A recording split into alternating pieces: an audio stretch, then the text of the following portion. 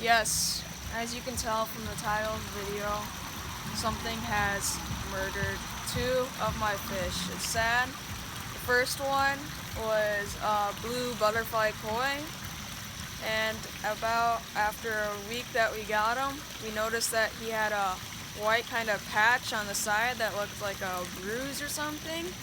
And so through the next few days after we saw that, we've been paying close attention. We didn't think of it as much as maybe he just hit something and had a bruise. But then a few days later, his eye was puffy and it was like white all around. So we did some research and we found that it was Popeye. And the stage that he was already at, we figured out that there was really nothing that we could do for how late and what stage he was already into it. So then, really like the next day after we figured this out, we saw him. My dad found him in our skimmer, and we kind of knew that he was just not gonna make it too because he was just not eating, just staying at the bottom and hiding and just not moving at all. So we just thought it was really bad. But the next one that we named Blanco because he was white, because he was a platinum butterfly koi.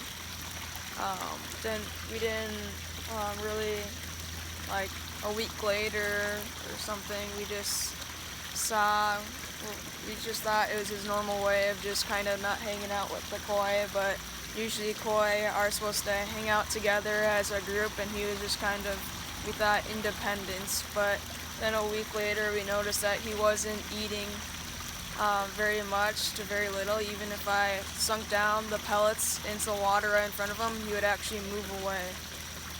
So one day when we went out there, or my dad actually in the morning, said that he was actually able to touch Blanco the koi, which is not a good sign, especially because they haven't really been hand fed, or like they don't really come up to you. And so I had to come out like a few hours later, and I tried to see if that was true, and I was able to the first time I went down, because he was kind of just going back and forth in the pond just slowly, and I was able to touch him, but he kind of quickly scattered away. But I was able to touch him, so then I tried getting him again, and the second time I was actually able to pick him up and really take him out of the pond and then put him back in. And I just knew that there was something wrong, so I stayed with him for about another 30 minutes, put him in our net and tried putting some pellets in there, seeing if he'll maybe eat those.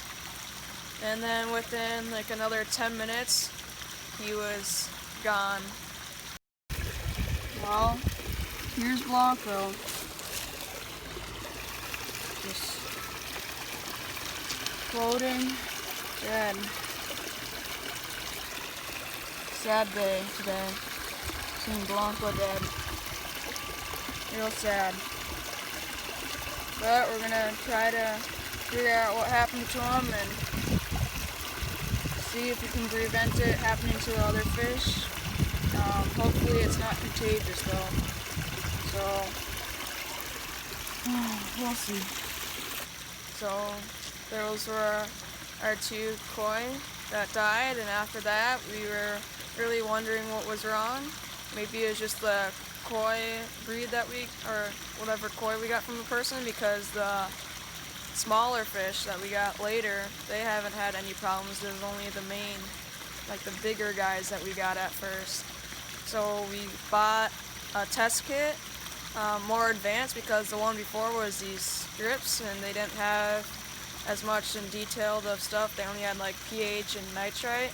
So we got a testing tube kind of set that had pH, nitrite, ammonia, phosphate, and one other thing that I can't think of right now. And so we started testing the water and tried adding more. We ordered some bottles that would help, and we got some more plants, water lettuce, because we read that water lettuce was good.